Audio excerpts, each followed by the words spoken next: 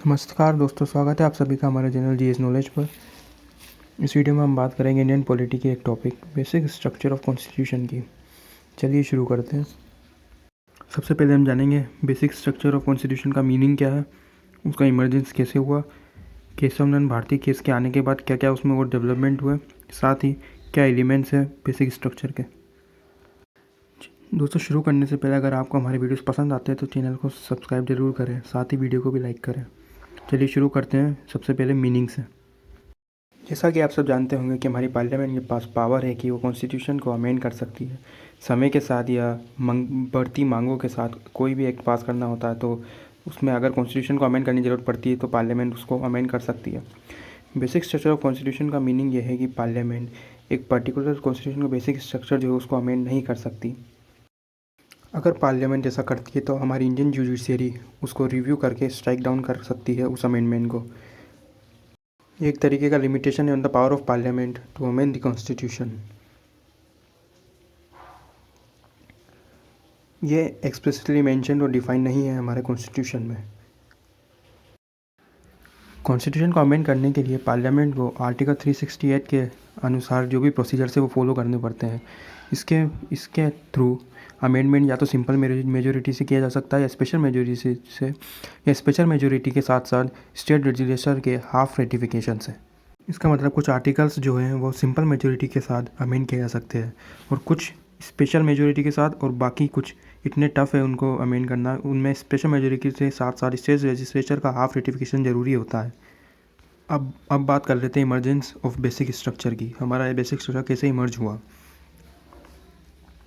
सबसे पहले ये चीज़ सामने आई इन केशव नंद भारती केस, जो कि अप्रैल 24, 1973 में हुआ था। इसके बारे में हम आगे और जानेंगे।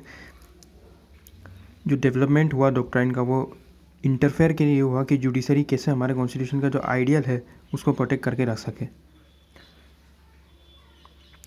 अब हम बात कर लेते हैं टाइमलाइंस की। सबसे पहले आया Shankari Prasad versus Union of India case, जो कि 1951 में आया। इसमें पहली बार कॉन्स्टिट्यूशन का अमेंडमेंट चैलेंज किया गया on the basis that it violates part 3 of the constitution which is fundamental rights. उस समय सुप्रीम कोर्ट ने हेल्ड किया कि पार्लियामेंट कोई सा भी पार्ट कॉन्स्टिट्यूशन का अमेंड कर सकती है under the power of article 368 defined by the constitution. इसी तरह से उसके बाद आया Sajjan Singh versus state of Rajasthan case 1965। उसमें भी सिमिलर रूलिंग दी गई कि पार्लियामेंट कोई सा भी पार्ट अमेंड कर सकती है। उसके बाद आता है Golaknath versus state of Punjab case 1967। इसमें कोर्ट ने ये रूलिंग दी कि फंडामेंटल राइट्स अमेंड नहीं की जा सकती, और उसमें पुराने जितने भी जजमेंट थे उनका रिवर्सल हुआ।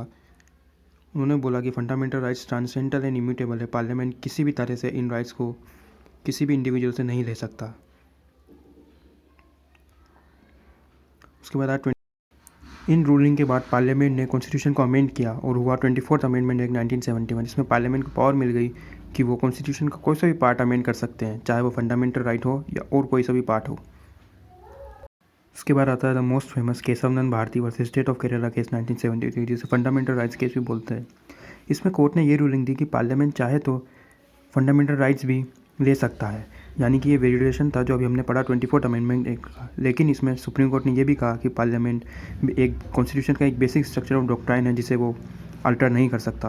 पार्लियामेंट उस बेसिक स्ट्रक्चर को किसी भी तरह से अल्टर नहीं कर सकता, चाहे वो कॉन्स्टिट्यूशन के अमेंडमेंट से भी हो अंडर आर्टिकल 368। इसी केस में पहली बार सुप्रीम कोर्ट ने बेसिक स्ट्रक्चर ऑफ डॉक्ट्राइन की बात की थी। हमने देखा केशव नंद भारती केस। अब देखते हैं कि केशव नंद भारती केस आने के बाद और क्या क्या डेवलपमेंट हुआ इन बेसिक स्ट्रक्चर ऑफ डॉक्ट्राइन। उसके बाद आता है Indira Nehru Gandhi versus Raj Narayan case 1975 election case. इसमें भी कोर्ट ने डॉक्ट्राइन ऑफ बेसिक स्ट्रक्चर को दोबारा रीअफर्म किया। सुप्रीम कोर्ट ने इनवैलिड कर दिया provision of 39 amendment which keep the election dispute involving the prime minister and speaker of Lok Sabha outside the judicial और कोर्ट। कोर्ट का मानना था कि फ्री एंड फेयर इलेक्शन भी बेसिक स्ट्रक्चर ऑफ कॉन्स्टिट्यूशन ही है। इसके बाद आता है 42nd अमेंडमेंट एक्ट, जिसने आर्टिकल 368 को ही अमेंड कर दिया और पार्लियामेंट को ये अनलिमिटेड पावर दे दी कि वो किसी भी कॉन्स्टिट्यूशन को अमेंड कर सकते हैं, कोई भी पार्ट अमेंड किया जा सकता है बिना किसी की दखलंदाजी के। दोस्तों, ये जो 42nd अमेंडमेंट था कॉन्स्टिट्यूशन का, इसके बारे में आपको थोड़ी बहुत बातें बताना चाहता हूँ। ये one of the most important amendments था इंडियन कॉन्स्टिट्यूशन का। ये जब इनेक्ट हुआ, जब आईएनसी की गवर्नमेंट थी हेडेड बाय इंदिरा गांधी, इसमें इतने सारे अमेंडमेंट्स किए गए थे कि इस एक्ट को मिनी कॉन्स्टिट्यूशन भी कहा जाता है। साथ ही में ये मोस्ट कंट्रोवर्शियल अमेंडमेंट भी था। दोस्तों ये वो लिस्ट है जो चेंजेस किए गए बाय 42nd अमेंडमेंट एक्ट। आप चाहे तो स्क्रीन पॉज करके ये सारी चीज़ें पढ़ सकते हैं।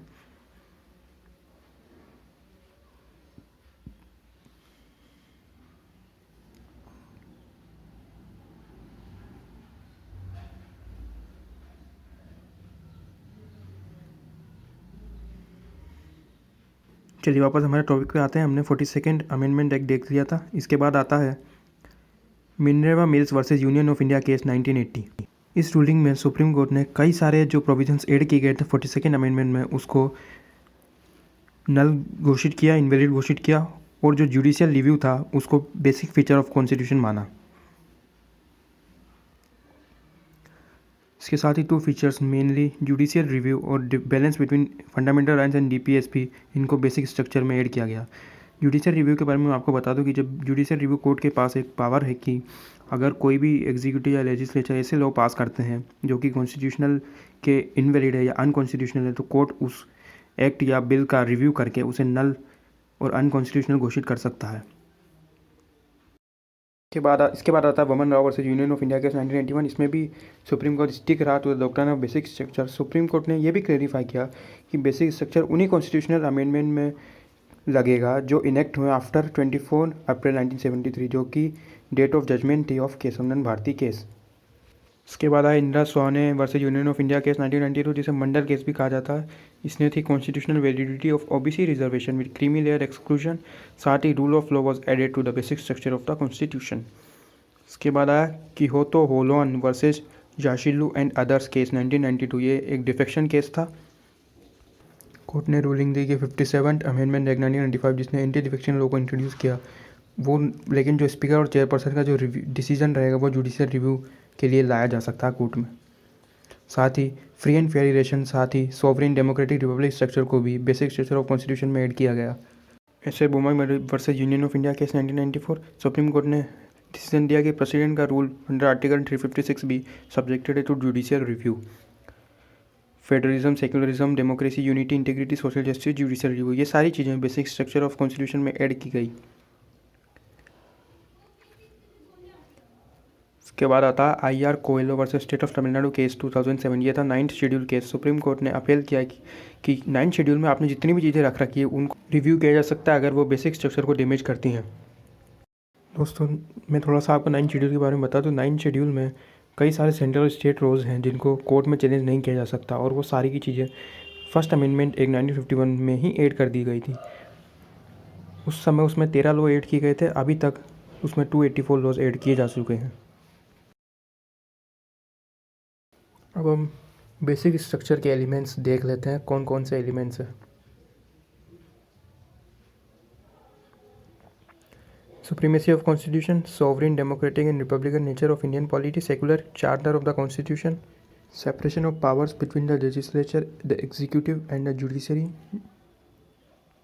Federal charter of the constitution, unity and integrity of nation, welfare state यानी कि सोशियो इकोनॉमिक जस्टिस मिले, उसके साथ ही judicial review, freedom and dignity of the individual, parliamentary system, rule of law, harmony and balance between fundamental rights, और साथ साथ DPSP। उसके बाद आता है principle of equality, principles underlying fundamental rights, power of supreme court under article 32, 136, 141 and 142, and powers of high court under article 226 and 227। Freedom में हमने बात की regarding basic structure of constitution, कैसे उसका इमरजेंस हुआ, क्या क्या बेसिक स्ट्रक्चर है। अगले वीडियो में हम बात करेंगे इंडियन पॉलिटी की टॉपिक फंडामेंटल राइट्स और DPSP के बारे में। तब तक के लिए चैनल को सब्सक्राइब जरूर करना। Thank you so much.